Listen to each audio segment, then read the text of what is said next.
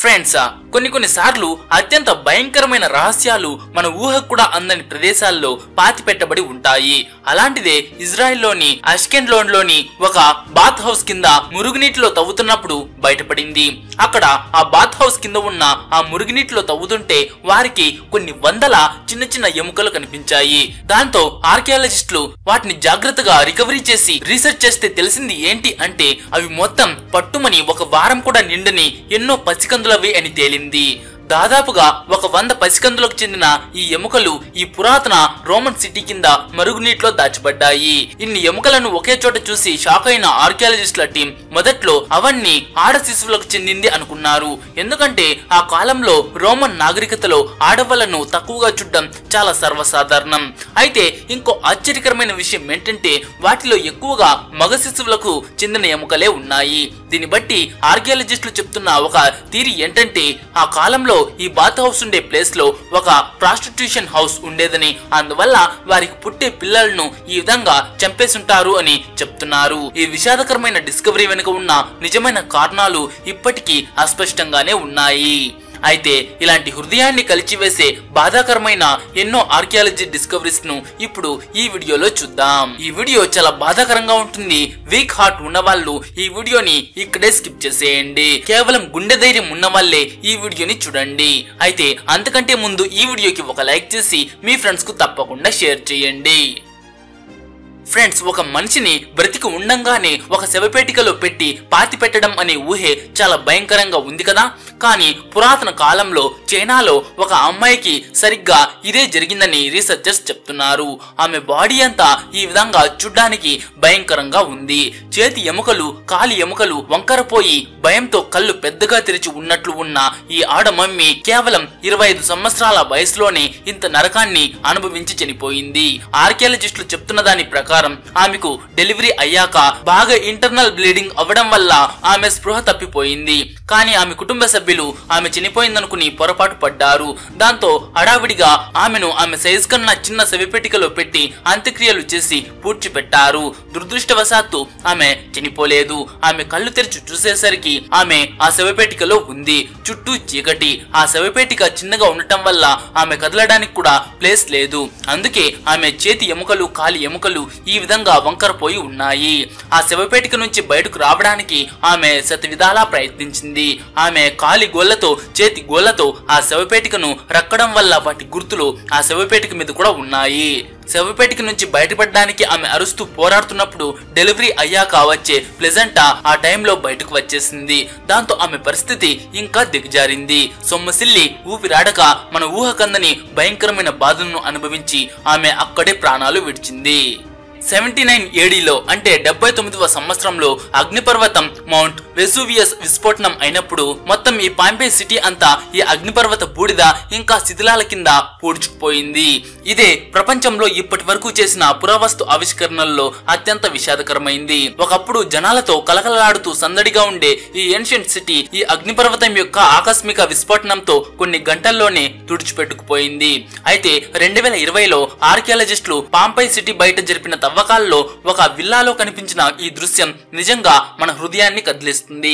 ఇక్కడ కనిపిస్తున్న వీరిలో ఒకరు యజమాని, రెండవది తన పనివాడు. అగ్నిపర్వతం మొదటి పేలుడు నుంచి బయటపడినప్పటికీ తర్వాతి 2వ రోజు పేలుడు జరగటం వల్ల వీరు చనిపోయారు. వారి శరీరాలు తీవ్రమైన వేడి వల్ల థర్మల్ షాక్ కి గురయ్యాయి. వారి చేతులు మరియు కాళ్ళు ఈ విధంగా గట్టిగా బిగుసుకుపోయాయి. నిజానికి వారిద్దరూ మొదటి పేలుడు తర్వాత ఆ విల్లా లోపల తలదాచుకున్నారని అర్థమవుతోంది. కానీ 2వ పేలుడు నుంచి మాత్రం వారు తప్పించుకోలేకపోయారు. అయితే పాంపేలో ఎక్కడ చూసినా ఇలాంటి దృశ్యాలే కనబడడం వల్ల ఆ ప్లేస్ ఒక శ్మశాన వాటికగా ఫేమస్ అయింది. వారి చివరి క్షణాల్లో చాలా మంది ఇళ్లల్లో తలదాచుకున్నారు. కొందరు పారిపోవడానికి ప్రయత్నించారు. కానీ వారి నగరం త్వరలో మ్యాప్ నుంచి తుడుచుకుపోతుందని ఆ నిమిషంలో వారికి తెలియదు పాపం. ఇది కొన్ని శతాబ్దాలుగా ఆండీస్ యొక్క ఎత్తైన పర్వతాల్లో దాచి ఉన్న నిజం. సముద్ర మట్టానికి దాదాపు 20,000 అడుగుల ఎత్తులో పర్వతం చివరన మంచుతో పూర్తిగా కప్పబడిపోయిన ఈ నిజాన్ని వెలికితీసిన ఆర్కియాలజిస్టులకు కూడా వెన్నులో వణుకు పుట్టింది. ఇక్కడ ఒక రహస్య శ్మశాన వాటికలో 3 పిల్లలను కనుగొన్నారు. వారి బాడీస్ అక్కడ ఉన్న -డిగ్రీ టెంపరేచర్స్ వల్ల చెక్క చెదురకుండా ఈ నెలైనా సరే భద్రంగా ఉన్నాయి. నిజానికి ఇవి సాధారణ సమాధులు కావు. వారు తమ ప్రాణాన్ని ఒక ఉద్దేశం కోసం త్యాగం చేశారు. ఒళ్ళు గగురు పుడిచే ఇంకో విషయం ఏంటంటే వారి ముగ్గురిని సజీవంగా సమాధి చేశారు. కాపాకోచ అని పిలిచే ఒక ఆచారంలో ఇలా దేవతలకు పిల్లలను సమర్పిస్తారు. దేవతల అనుగ్రహాన్ని పొందడానికి వాళ్ళు ఇలా చేశారు. దక్షిణ అమెరికాలోని అత్యంత శక్తివంతమైన సామ్రాజ్యాలలో ఒకటైన ఇంకాస్ నాగరికతలో కరువు కాటకాలు వచ్చినప్పుడు తమ దేవుళ్లను శాంతింపజేయడానికి ఇలా పిల్లలను బలి ఇవ్వాలని వాళ్ళు నమ్ముతారు. ఇంకో ఆసక్తికరమైన విషయం ఏంటంటే వారి బట్టలు కూడా చెక్క చెదరకుండా ఉన్నాయి. వాళ్ళను బలవంతంగా క్రూరంగా చంపలేదు. వాళ్లకు వాళ్లే వారి సమాజం కోసం ఇలా త్యాగం చేశారు. ఇలా భక్తితో వారి ప్రాణాన్ని త్యాగం చేసిన వాళ్ళు దేవతలుగా జీవిస్తారని వారి నమ్మకం. ఒకప్పటి ప్రజలు వ్యాంపైర్స్ ఉన్నాయేమో అని ఎంతగా భయపడే వాళ్ళు ఈ సమాధిని చూస్తే మీకే అర్థమవుతుంది. 17వ శతాబ్దంలో పోలాండ్ లో రక్త పిశాచి అని అనుమానించి ఒక మహిళను ఏ విధంగా సమాధి చేశారో ఈ అస్థిపంజరాన్ని చూస్తే మీకే అర్థమవుతుంది. ఆమె సమాధి నుంచి బయటకు రాకుండా ఉండడానికి ఇలా ఆమె మెడపై కొడవలిలాగా ఉండే ఒక రంపాన్ని ఉంచారు. ఒకవేళ ఆమె లేవడానికి ప్రయత్నిస్తే ఆ పరికరం ఆమె గొంతును చీల్చుతుందని వారి నమ్మకం. అయితే వారి భయం అక్కడితో ఆగిపోలేదు. ఇంకా వారు ఆమె సమాధికి తాళం వేశారు. నిజంగా అప్పటి మూఢనమ్మకాలకు ఇది పరాకాష్ట. ఇది ఒకటే కాదు, ఆర్కియాలజిస్టులు ఇలాంటి సమాధులను ఇంకా కనుగొన్నారు. అలాగే ఇలా ఒక బాడీలో నోటిలోకి పెద్ద రాయిని తోసి సమాధి చేశారు. దానికి కారణం ఏంటంటే ఇలా చేస్తే ఒకవేళ ఆ పిశాచి మేల్కొంటే దాని నోటితో ఎవరి రక్తం పీల్చలేదని వారి నమ్మకం. ఇలా అప్పటి ప్రజలు కొంతమందిని పిశాచాలు మంత్రగత్తులు అని నిందించి వారిని ఇలా సమాధి చేసేవారు. కొన్ని నాగరికతలు అధికారంలోకి వచ్చినప్పుడు వాళ్ళు తమ శక్తిని చూపించడానికి ఈ విధంగా భయంకరమైన నిర్మాణాలు కడతారు. వాటిలో ఒకటే ఇది. ప్రెజెంట్ మెక్సికో సిటీ స్ట్రీట్స్ కింద ఆజ్టెక్స్ నాగరికతకు సంబంధించిన ఒక భయంకరమైన నిర్మాణం కనుగొనబడింది. అదే ఈ టవర్ ఆఫ్ స్కల్స్. ఈ టవర్ ని ఆర్కియాలజిస్టులు 2015లో వెలికి తీశారు. ఈ టవర్ లో దాదాపు 600 మందికి పైగా మానవ పుర్రెలు ఉన్నాయి. మొదట్లో ఆర్కియాలజిస్టులు ఈ పుర్రెలు యుద్ధంలో ఓడిపోయిన మగ యోధులవి అని అనుకున్నారు. కానీ వాటిలో స్త్రీలు ఇంకా పిల్లల అవశేషాలు కూడా ఉన్నాయని తేలింది. దీన్ని బట్టి బందీలుగా ఉన్న వారిని దేవతలకు బలి ఇచ్చేవారిని అర్థమవుతోంది. బలి ఇచ్చాక వారి పుర్రెలను సున్నంతో జాగ్రత్తగా ఇలా పేర్చి ఈ విధంగా ప్రదర్శించేవారు. అలాగే దీనివల్ల దేవతలు శాంతిస్తారని అక్కడి వారు నమ్మేవారు. వెన్నులో వణుకు పుట్టించే ఇంకో విషయం ఏంటంటే ఆర్కియాలజిస్టులు వీటిని తవ్వే కొద్దీ ఇంకా పుర్రెలు బయటపడుతున్నాయి. ఏదైనా ప్రకృతి విపత్తు సంభవించినప్పుడు మన వారిని రక్షించుకోవాలనే తాపత్రయంతో చివరి క్షణంలో మనుషులు చేసే కొన్ని పనులను చూస్తే నిజంగా మన హృదయం చలించిపోతుంది. చైనాలోని షాంఘై ప్రావిన్స్ లోని ఆర్కియాలజిస్టులు ఇలాంటి హృదయ విదారక దృశ్యాన్ని కనుగొన్నారు. 4000 సంవత్సరాలకు పైగా ఇలా కౌగలించుకుని ఉన్న ఒక తల్లి ఇంకా బిడ్డ యొక్క అస్థిపంజరాలు క్రీస్తు పూర్వం 2000 సంవత్సరాల నాటివి. ఇక్కడ ఒక భయంకరమైన భూకంపం ఏర్పడడం వల్ల ఇక్కడి ప్రాంతమంతా బురదతో కూరుకుపోయింది.